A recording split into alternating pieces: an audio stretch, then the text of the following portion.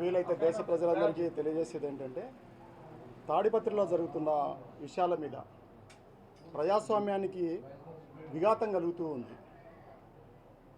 ఇలాంటి కేస్ స్టడీలు ఇప్పటికీ కూడా ఏమిటంటే ఈ పాలన గురించి ఏమిటంటే ఇప్పటికీ ఈ ప్రభుత్వం యొక్క కూటమి ప్రభుత్వం యొక్క గెలుపు ఏదైతే ఉందో ఇప్పటికీ అనుమానమే. సంవత్సరం తర్వాత కూడా ఈ మాట చెప్పాల్సి వస్తుంది. అలాగే ఈ పాలన కూడా అపసవ్యమే, ఏది కూడా అపసవ్యంగా నడవట్లేదు. ఈ దేశము అంబేద్కర్ సృష్టించిన భారత రాజ్యాంగం ద్వారా జరగాలి కానీ లోకేష్ బాబు చిన్నబాబు సృష్టించిన రెడ్ బుక్ రాజ్యాంగం ద్వారా జరగకూడదు. ఇది గట్టిగా గుర్తుపెట్టుకోవాల్సిన కాలం.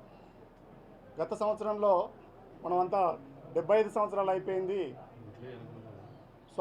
భారత రాజ్యాంగం అమలు వచ్చి, దాన్ని మనం అమృత గడియలుగా భావిస్తున్నాం. ఇప్పటికే దేశవ్యాప్తంగా బీజేపీ వాళ్ళు వచ్చేసి ఏం చేస్తున్నారు, ఎమర్జెన్సీ పాలన గుర్తు చేసుకుంటూ ప్రజాస్వామ్యం వర్ధిల్లాలి, ఎమర్జెన్సీ లాంటిది ఉండకూడదు అని గట్టిగా కోరుకుంటున్నారు. నేను ఈ కూటమి ప్రభుత్వానికి తెలియజేస్తున్నది ఏంటంటే తాడిపత్రిలో జరుగుతున్న అంశాలను మీరు గుర్తుపెట్టుకోండి. ఒక మాజీ ఎమ్మెల్యే తన ఊరికి పోలేని పరిస్థితిని మీరు సృష్టిస్తున్నారు. ఇది లా ఆఫ్ ది ల్యాండ్. ఎవరైనా కానీ కూడా కోర్టు ఆదేశాల మేరకు పనిచేయాలి, ఏ వ్యవస్థలైనా కూడా.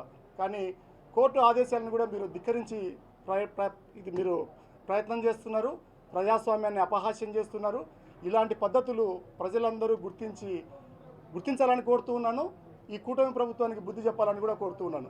ఒకవైపు అయితే మీరు ఎమర్జెన్సీ లాంటివి జరగకూడదు దేశంలో అని తెలియజేస్తూ, రెండవ వైపు మీరు రెడ్ బుక్ రాజ్యాంగాన్ని అమలు చేస్తే ఎలా ఉంటుంది?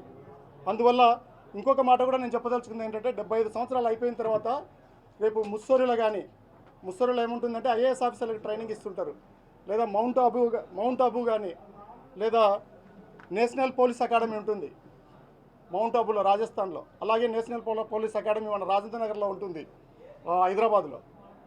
రేపు ఈ కేస్ స్టడీలు పెట్టాల్సి వస్తుంది. ఒక ఎమ్మెల్యేగా పనిచేసిన వ్యక్తి తాడిపత్రికి వెళ్ళలేకపోతున్న పరిస్థితి సృష్టిస్తున్నారు వీళ్ళు అంటే రేపు ఐపీఎస్లకు ట్రైనింగ్లు ఇచ్చేటప్పుడు తెలియజేయాల్సి వస్తుంది.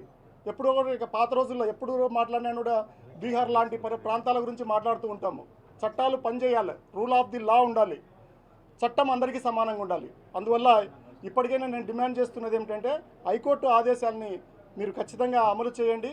పోలీసు వ్యవస్థ పూర్తిగా పదే విఫలం అవ్వడం అనేది అది అంత శోభనివ్వదు, మీ వ్యవస్థకి అంత శోభనివ్వదు. అందువల్ల భారత రాజ్యాంగం ఏదైతే ఉందో, అంబేద్కర్ మహానుభావుడు సృష్టించింది ఏదైతే ఉందో అది మాత్రమే నడవాలా.